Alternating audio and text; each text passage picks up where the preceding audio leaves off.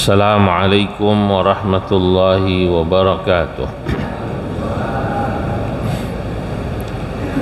Alhamdulillahi rabbil alamin. Wa sallallahu wa sallama ala sayyidina wa ala alihi wa ashabihi al-ghurril mayamin wa man tabi'ahum bi ihsan ila yaumiddin, amma ba'du. Hadratal muhtaramin, para alim ulama, para masyayikh, para pengurus masjid Al-Mubarakah, jamaah yang hadir, insyaallah semuanya dicatat dalam deretan ahli surganya Allah. Di pagi yang mubarak ini, alhamdulillah kita dapat berkumpul untuk ta'lim rutin seperti biasa.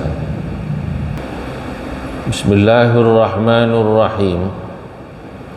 Qala al-musannifu rahimahullahu ta'ala wa adaman naf'a bihi wa bi barakati ulumihi, amin.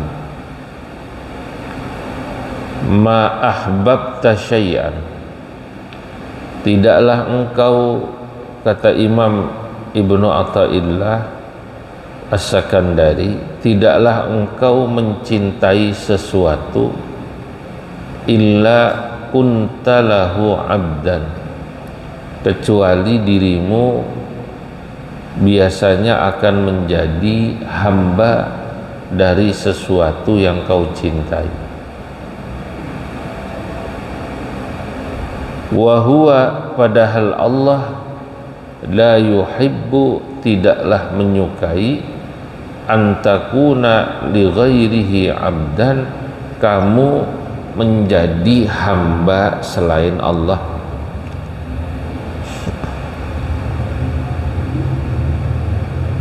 Dalam nasihat ini Imam Ibnu Athaillah mengingatkan kita ini adalah hamba Allah. Karenanya kalau kita mau mencintai dan menghamba, cintailah dan menghambalah pada Allah, jangan pada selainnya. Kenapa? Karena biasanya kalau orang sudah mulai mencintai sesuatu, dia sudah seperti hamba dari sesuatu yang dia cintai. Itu buktinya. Dalam satu syair dikatakan, innal muhibba liman yuhibbu muti'u. Cirinya orang yang cinta itu disuruh apa saja sama yang dicintai nurut. Nah, kita hanya boleh nurut, taat kepada Allah. Disuruh apa aja nurut. Dan mustahil Allah itu menyuruh, meminta kita melakukan sesuatu yang jelek, kan begitu? Lianna Allah la ya'muru bil fahsya. Karena Allah itu tidak akan pernah memerintahkan hambanya mengerjakan yang jelek. Coba kita angen-angen Bapak Ibu, ada nggak perintah Allah itu yang jelek? Misalnya kita suruh mutus tali silaturahim, ada nggak perintah begitu? Nggak ada. Yang ada kita disuruh nyambung tali silaturahim. Ada nggak perintah Allah kita disuruh, katakanlah, atau dibalik kita dilarang membantu orang susah gitu? Ada nggak perintah gitu? Kalau ada orang susah hanya karena dia beda pilihan sama kamu, jangan dibantu. Ada nggak gitu? Nggak ada. Justru sebaliknya, orang itu walaupun beda agama, walaupun dia beda golongan, walaupun dia bahkan beda pilihan, kalau dia susah dibantu. Nah, itu perintah Allah. Perintah Allah itu nggak ada yang jelek ya. Makanya kalau taat sama Allah, udah wajar, karena perintah Allah tidak ada yang jelek. Maka itu dulu dalam satu kesempatan Asy-Syaikh Abdul Qadir Al-Jailani ketika beliau sedang berkhalwat, berzikir, tiba-tiba didatangi, Pak. Didatangi, Bu, orang yang pakai baju putih, pakai udeng-udeng, kalau bahasa kitanya pakai gamis, imamah. Lalu kemudian orang itu bilang begini pada Syekh Abdul Qadir Jailani, ini diceritakan dalam Al-Lujain Ad-Dani, "Ya Abdul Qadir, ana rabbuka." Hei Abdul Qadir, aku adalah Tuhanmu.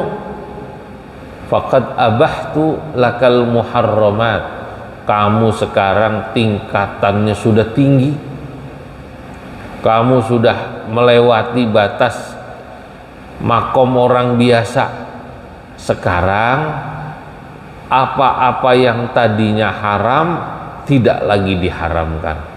Zina enggak haram lagi. Judi halal, mabok boleh. Ini kalau yang didatengin nih orang Menteng dalam, kau udah nggak lagi wajib sholat. Sholat mah bagi yang pemula, pensiunan mah udah nggak perlu sholat. Kira-kira kalau yang diginiin ini orang Menteng dalam, jawabannya apa? Hah? Merdeka. Apa namanya? Merdeka atau hore gitu kan? Saudara-saudara hadirin, Syekh Abdul Qadir paham ini. Yang datang ini adalah setan, jin, yang setan yang jelek. Jin itu ada yang Islam, ada yang taat. Kalau yang kafir namanya setan. Makanya disebut syayatinal insi wal jinni. Ada setan manusia, ada setan dari bangsa jin. Setan dari bangsa jin kadang-kadang kita dikasih lihat.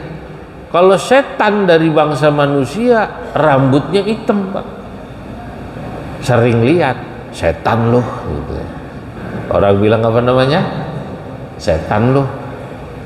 Lu ngapain ngaji? Lu ngapain lu katanya bantu dia, orangnya kayak begitu. Setan lu. Apa namanya? Nah, orang ngaji dilarang, berarti apa namanya? Setan. Dalam hati tapi jangan diomongin, Bu. Jangan diomongin, Pak. Kalau diomongin orangnya apa namanya? Tersinggung dalam hati. Setan ya. Kata Quran syayatinal insi, disebutnya setan manusia. Nah, yang datang sama Syekh Abdul Qadir Jailani ini syayatinal jinni, setan dari bangsa jin. Syekh Abdul Qadir disuruh berhenti sholat, malah mabok katanya halal, udah nggak perlu zikir lagi, malah zina katanya halal. Begitu orang yang berjubah tadi bilang seperti tadi, Syekh Abdul Qadir Al-Jailani menjawab, ikhsa ya la'in, pergi kau wahai orang yang dilaknat Allah. Nah, langsung paham, ini yang datang the big family of Jurig. Apa namanya? The big family of Jurig. Kalau bahasa orang Kulon, Jurig sia. Naon? Jurig sia. Tahu Jurig, Pak Haji? Jurig itu ya setan. Setan. Ikhsa ya la'in, pergi kau Jurig. Kadek ku aing. Kata orang Sunda. Saudara-saudara, setan itu Jin itu jawab, dari mana kau tahu, hai Abdul Qadir, kalau aku setan, kalau aku jin yang kafir? Ya, dari ucapanmu. Katanya, aku tak lagi wajib mengerjakan yang wajib, yang haram sekarang halal. Gak mungkin Tuhanku memerintahkanku melakukan itu. Li'anna Allah la ya'muru bil fahsya, karena Allah tidak akan memerintahkan hambanya melakukan perkara jelek. Ya, mabuk pasti perkara jelek.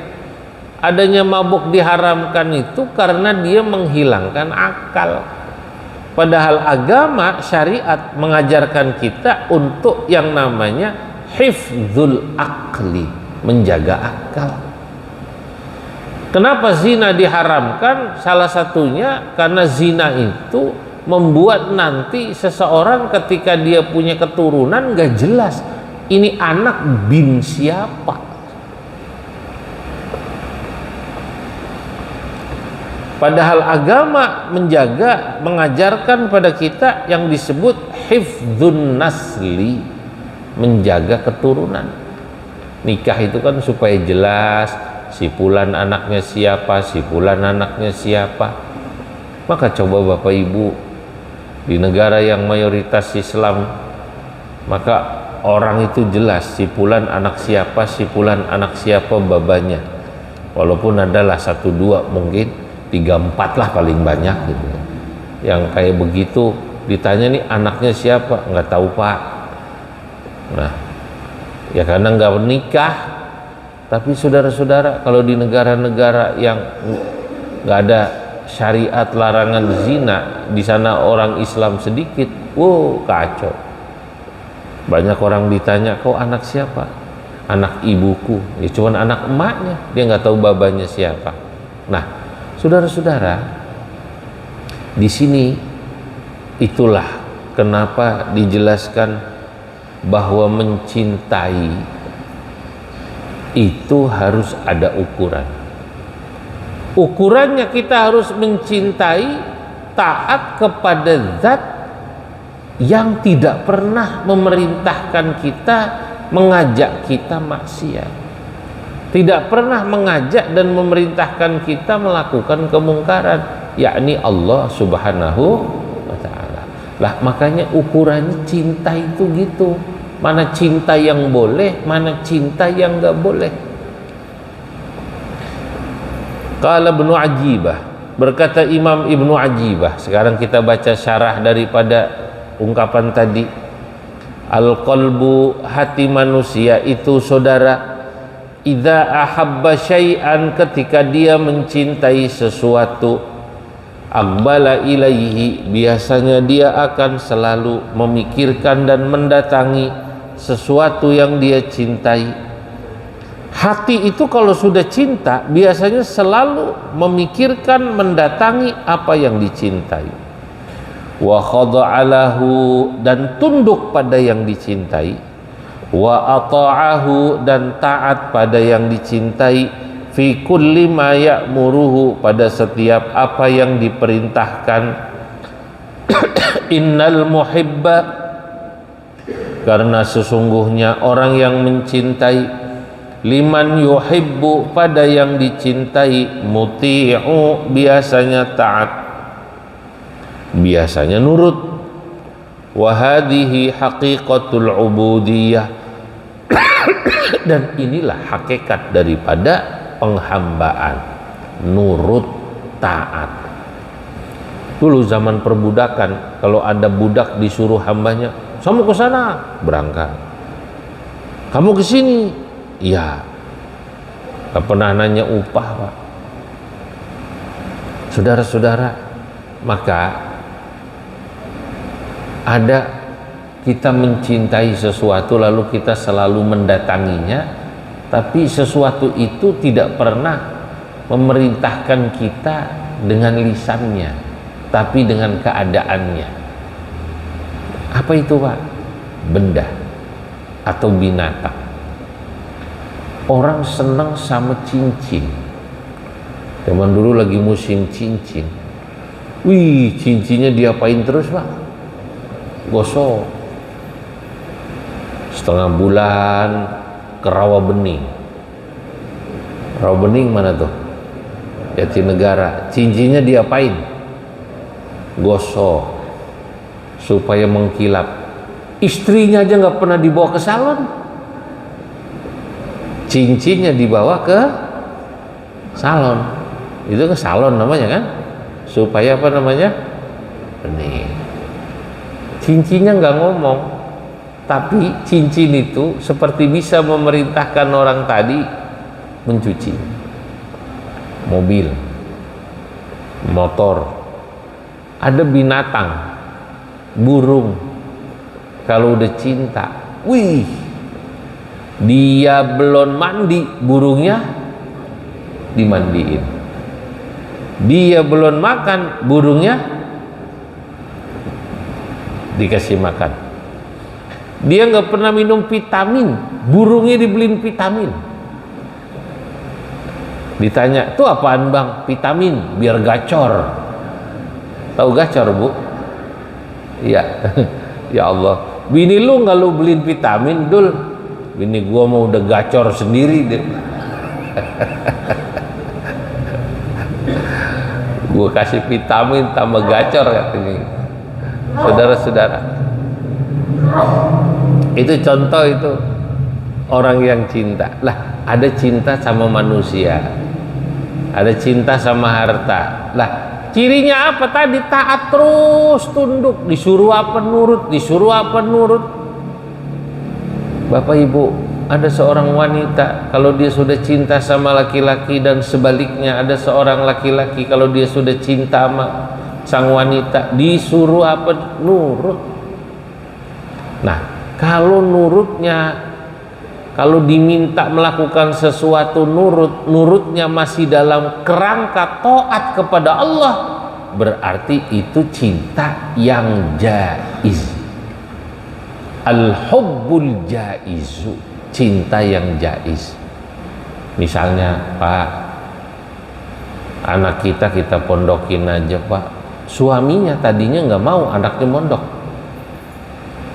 Memang kenapa, Mak? Ya Allah, coba lihat di Jakarta, anak-anak isinya cuman megang HP, main game. Betul apa enggak? Kalau enggak gitu ya udah jogrog di rumah, ngaji susah. Ntar lagi coba pada lihat di luar, dikit-dikit denger anak tetangga kena narkoba. Udahlah, anak kita pondokin aja, Pak. Uang juga ada, rezeki juga ada.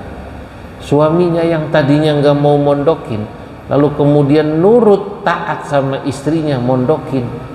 Saya mau nanya, ini kira-kira taat atau mau nurut pada sesuatu yang baik, yang sesuai dengan perintah Allah? Ini disebutnya taat yang boleh, Pak. Tapi kalau sebaliknya, wajib ditolak. Ada seorang istri,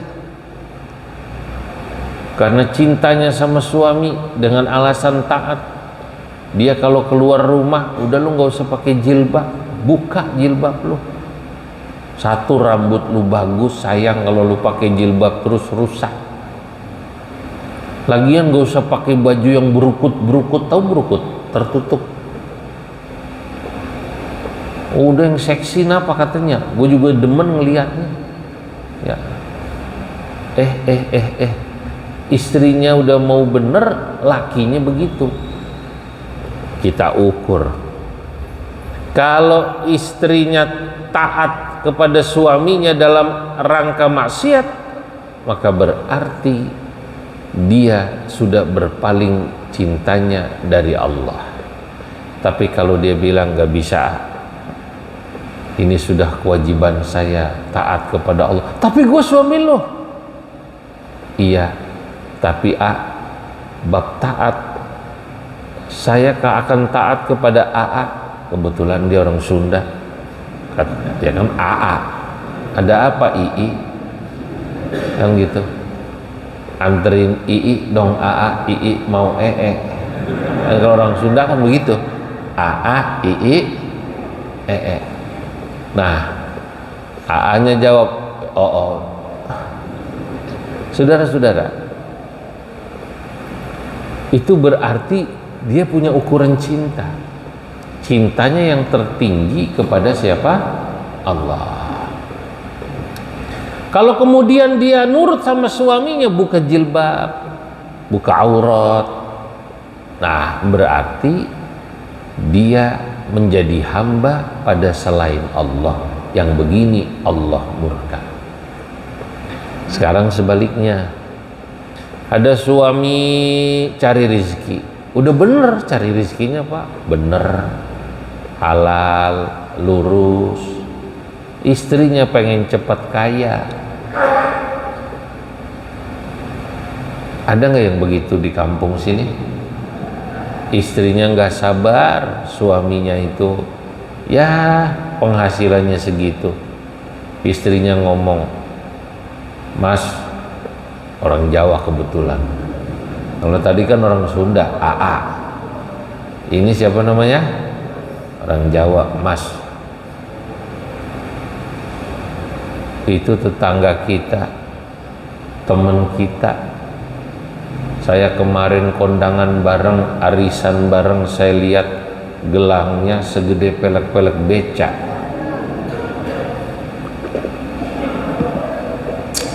Malah habis umroh sekeluarga. Terus ya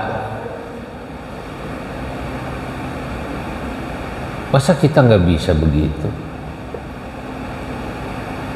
Ya orang ada rezekinya masing-masing, kata suaminya. Mungkin dia begitu, punya kontrakan, di kampung punya sawah, mungkin punya usaha yang kita tidak tahu. Sudahlah, sabari aja. Ya nggak begitu, Mas yang kreatif. Kalau di kantor ada kabel-kabel, kertas, jual kenapa kayak? Wah, Pak Takwa masih mau nerima itu kertas Pak. Tukang fotokopi sih. Saudara-saudara, kalau suaminya goyang digituin karena istrinya pengen punya tas yang bagus, cincin gelang yang bagus, pengen punya mobil motor rumah yang bagus, pengen umroh, tapi caranya suaminya diarahin untuk maksiat, lalu suaminya nurut, berarti suaminya sudah menjadi hamba pada selain Allah karena kecintaannya sama istri atau sama anaknya. Na'udzubillah min dzalik. Bapak Ibu, kalau kita cinta sama Allah, kita cukup bilang, ya udah, siapa sih siapa sih nak yang nggak pengen punya anak, punya istri, hidup bahagia. Tapi kemampuan saya segini, ya, kemampuan saya segini. Ayo sama-sama kita ibadah yang baik, syukuri rizki Allah. Nah, jadi suami harus bisa gitu. Jangan kemudian apa kata istri ngikut, apa kata suami ngikut. Enggak. Kalau baik boleh, tapi kalau jelek kita kemudian dengan cara yang baik kita bilang mohon maaf. Nah sama Pak, anak juga begitu. Kalau dipaksa untuk musyrik boleh menolak, bukan melawan ya, boleh apa namanya? Bukan boleh, wajib menolak. Wa in jahadaka ala an tusyrika bima laysa laka bihi ilm fala tuti'huma wa sahibhuma fid dunya ma'rufa. Wa in jahadaka, jika bapak ibumu memaksa dirimu ala an tusyrika bi, untuk menyekutukan diriku, kata Allah. Menyekutukan itu maknanya jangan diartikan sempit, suruh nyembah selain Allah. Nyembah tuh patung, enggak. Kalau bapak ibu kita bilang, udah lu yang penting cari duit, sholat mah gampang ntar. Lah itu menyekutukan Allah juga sebenarnya, cuman halus. Paham nggak kira-kira? Allah kok dikalahin sama duit? Udah lu yang penting, kalau lagi begini masih susah, nggak usah idealis, ngikutin bos aja. Apa kata bos? Bos lu demen perempuan, lu siapin. Yang penting karir lu lancar. Masya Allah, ada yang begitu nggak Pak kira-kira orang tua? Bu, ada nggak ibu ngajarin anaknya gitu? Udah lu nurut aja mau bos lu. Yang penting karir lu lancar, nggak usah ngebantah. Yang penting lancar, duit lu lancar. Lu lagi butuh ini, lu belum punya rumah, lu belum punya motor, lu belum punya mobil. Saudara-saudara, ini sebenarnya menyekutukan Allah, cuman halus. Paham nggak? Kalau zaman dulu, di zaman jahiliyah, menyekutukan Allah tuh kelihatan, yang disembah berhala, Lata, Uzza, Isaf, Nailah, dan lain-lain. Lah sekarang menyekutukan Allah itu ya tadi, karir, duit, jabatan. Itu ketemu yang semacam ini. Walaupun itu perintah orang tua, walaupun itu yang minta anak atau istri atau suami, fala tuti'huma, jangan kau turuti. Wasahibhuma fid dunya ma'rufa, tapi dalam ayat ini Allah mengatakan, tapi hubunganmu sama orang tuamu, sama ibumu, sama bapakmu tetap baik-baik saja, yang sopan. Allahu Akbar. Nah ini hadirin, jadi emang ini kan hari-hari yang kita temui. Cuman kita kadang-kadang merumuskannya bingung, ini kayak gini gimana ya? Kalau kita turuti berarti nurut itu kan taat. Nah, nurut itu taat. Tetapi saya kepaksa Pak. Ya, walaupun kepaksa, orang nurut tuh juga awalnya kepaksa, tapi lama-lama dia senang. Iya juga ya, enak begini ah. Ya, ikutin kata bos lah. Dia minta perempuan, gue siapin. Gue juga soalnya dapat juga perempuan. Nah, akhirnya ikut maksiat. Dia mabok, gue siapin. Dia kecipratan. Bos nyari duit, gimana bisa korupsi? Saya yang nyiapin. Coba saudara-saudara, perhatiin itu kasus korupsi yang sekarang ini terjadi sebagai apa ya, fenomena sosial yang kita saksikan. Itu kan rata-rata yang ditangkap KPK, yang ditangkap kejaksaan, itu modelnya kan berjenjang dari top level paling atas lah, kepala badan atau apapun namanya, wakil kepala badan atau menteri atau wakil menteri. Ini biasanya nanti yang dapat dari mulai menteri, di bawahnya menteri dirjen, di bawahnya dirjen direktur, tapi nanti di bawah direktur ada kasubdit. Operasionalnya krocok nih, kepala seksi Pak. Saya baca, saya ikuti juga, bukan cuma kitab yang saya baca juga tuh berita.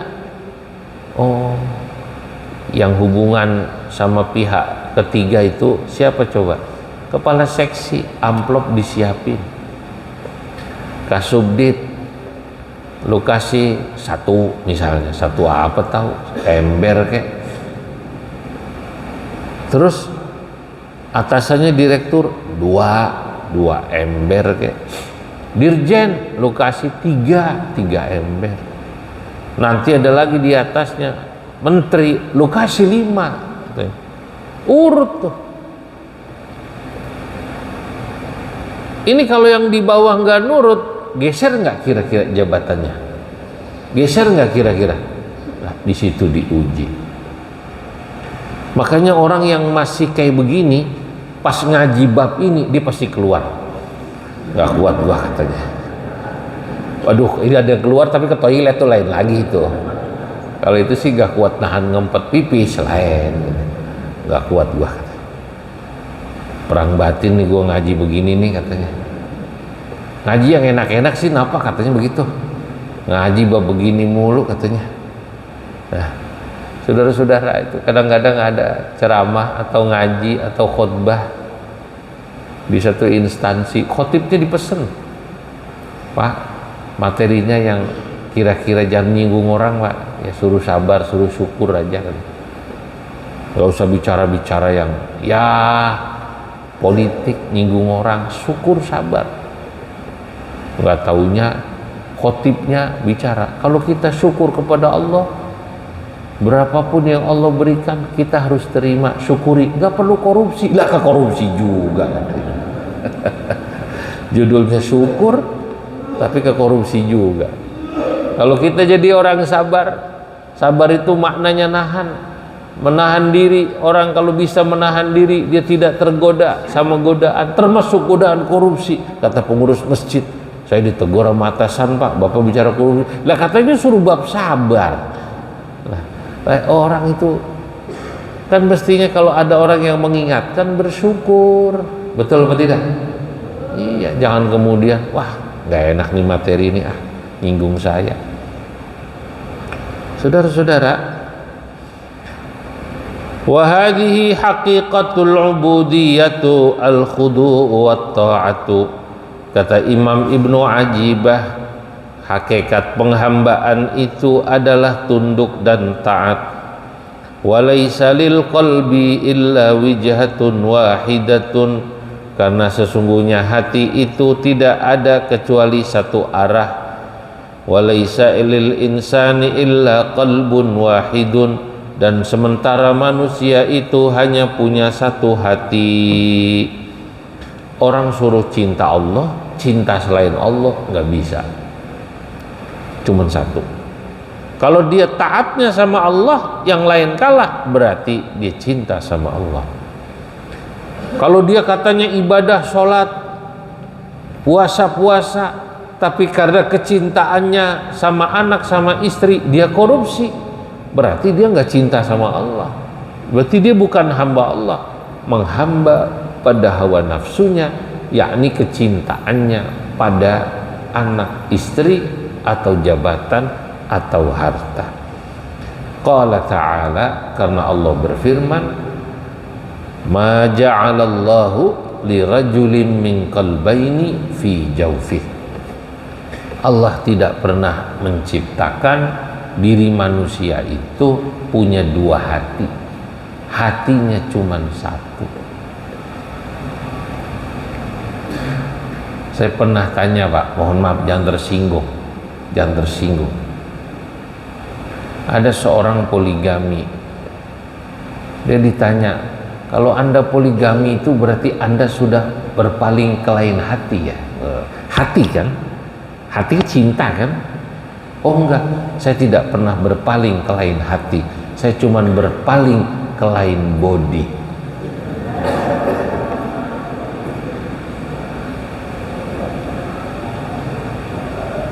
Paham gak nih kira-kira?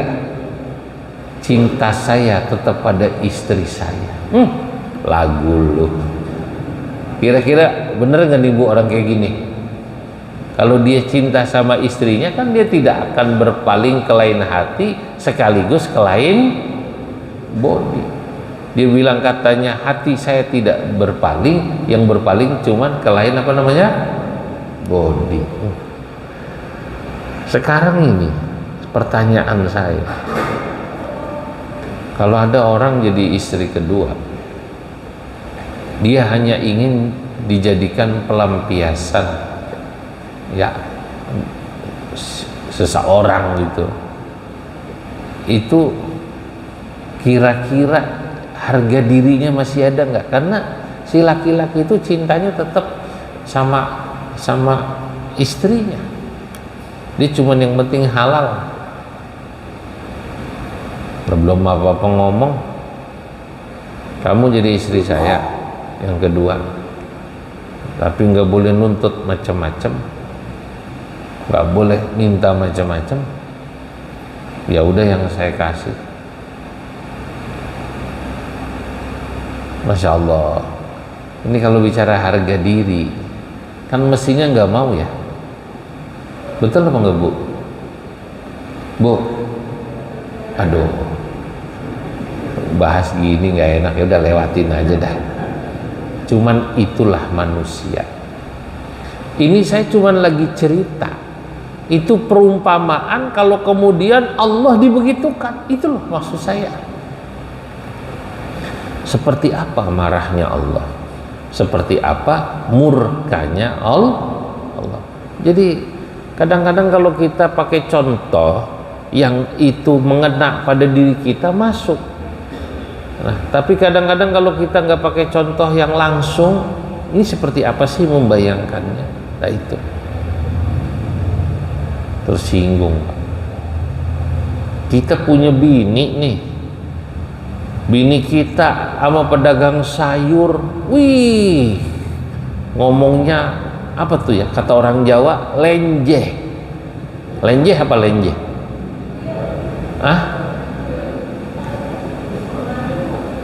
Kemayu, masih Jawa juga tuh ah. Yang Sunda naon, Sunda mesra. Orang Sunda bilang apa?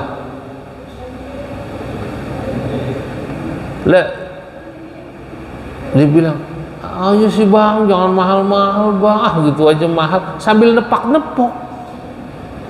Wih, mendidih nggak kira-kira Pak? Marah nggak kira-kira? Marah. Lu giliran sama tukang daging lo, tukang sayur di pasar lo, lenjeh, kemayu lo, giliran gua minta kopi aja, kopa kopi, waduh, marah. Nah, itu contoh lah. Pertanyaannya, bagaimana murkanya Allah Subhanahu wa ta'ala? Nah, saudara-saudara, ya, wa idza kana lil qalbi wijhatun wahidatun, karena hati itu cuman punya satu saja arah, famahma aqbala biha ala maulahu, ketika seorang dengan hatinya dia menuju Tuhannya Allah Subhanahu wa ta'ala, maka cirinya a'rada amma siwahu, dia akan berpaling dari selain Allah. Wa kana 'abdan lahu haqiqatan, maka orang itu sungguh-sungguh hamba Allah. Bagaimana kalau sebaliknya Pak?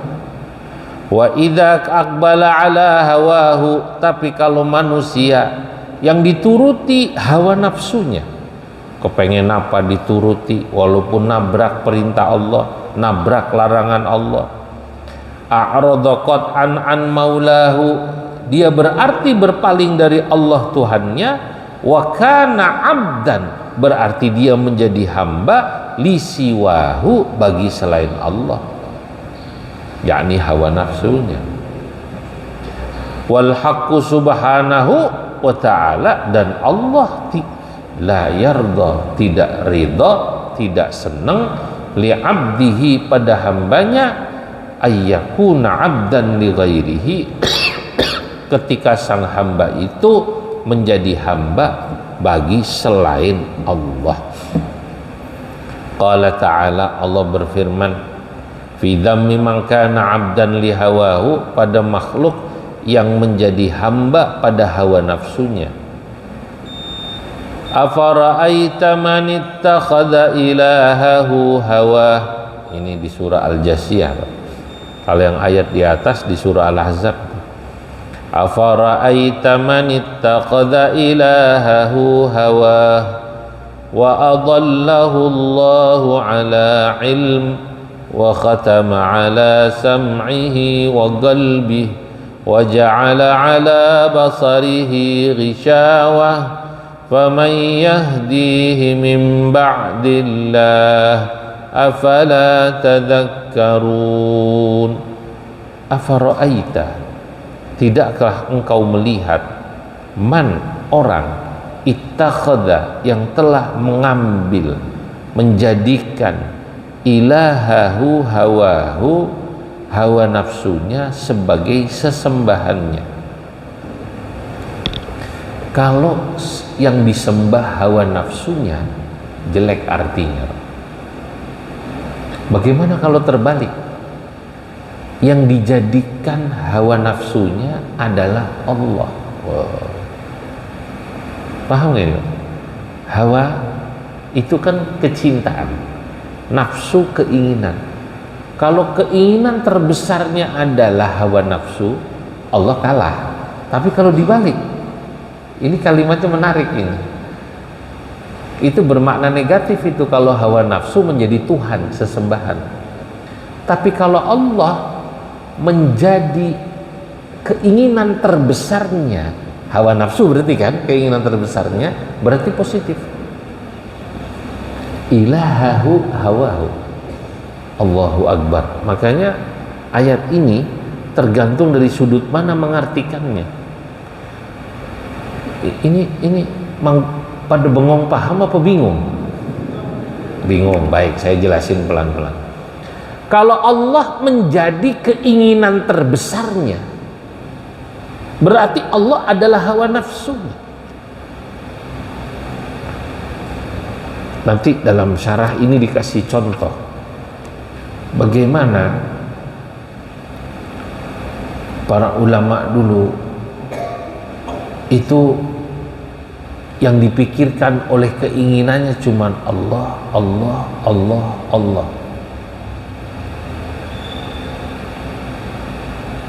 Waduh, orang kalau udah kayak begini, makan gak kepikiran, Pak.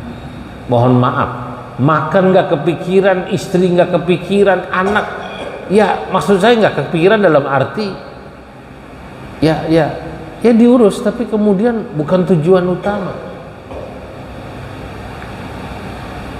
Apalagi kalau anak istrinya, mohon maaf, sudah bisa hidup sendiri, udah ibadah, ya udah dilepas aja ke masjid terus, dia ibadah terus, dia liatin istrinya masih hidup, alhamdulillah. Dilihat anaknya udah kerja, alhamdulillah. Mana Pak? Masjid. Mana Pak? Masjid, ngaji. Masjid, ngaji. Ada nggak suami yang kayak begitu, Bu? Ada. Orangnya datang nggak nih? Wonge teko, kata orang Jawa. Ada orang begitu, Pak.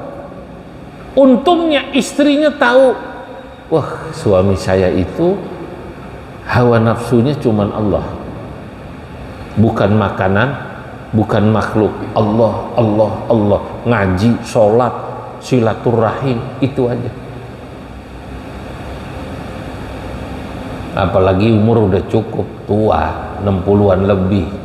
Orang katanya kalau udah 60-an lebih, apalagi 65, ya kayak temen aja. Sama istri itu gimana gitu, nanya cucunya, nenek lu di mana, Mat? Di kamar kong. Ya udah biarin aja. Dia tidur di kursi, istrinya di mana? Ya di kamar, dia ngaji. Wah, itu positif. Allah menjadi apa? Hawa nafsu. Tapi kalau dibalik, kalau hawa nafsunya menjadi ilahun, itu maknakan Tuhan yang disembah. Makna ilah itu adalah sesembahan. Kalau sesembahannya adalah hawa nafsunya, negatif. Paham apa tidak? Pengen ini diturutin, walaupun nabrak aturan agama, negatif itu artinya. Tapi kalau Allah ilahahu, ini maknanya ilahahu itu yakni Allah, maka positif. Lah, cuma memang umumnya para ahli tafsir, ini dijelaskan oleh Imam Ibnu Ajibah dalam syarah, mengartikan ayat ini dalam konotasi, dalam makna negatif.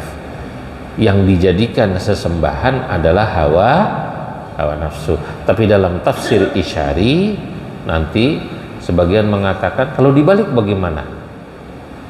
Allah menjadi keinginan terbesarnya. Nah, maka positif. Nah, saudara-saudara, inilah pelajaran pagi hari ini, semoga manfaat ya. Memang jujur Pak, jujur Bu, ngaji tasawuf ini kan, ngaji akhlak ini tujuannya mengingatkan kita kalau nggak ada rem kayak begini, wah hidup kerasa udah bener aja bener. Tapi begitu ada rem, ingat, iya ya, hidup nurutin hawa nafsu repot ini ya. Kalau nurutin hawa nafsu repot. Nah, fa amma man khafa, gimana? Fa amma man apa? Wa nahan nafsa 'anil hawa fa innal jannata yal ma'wa. Gimana ayatnya?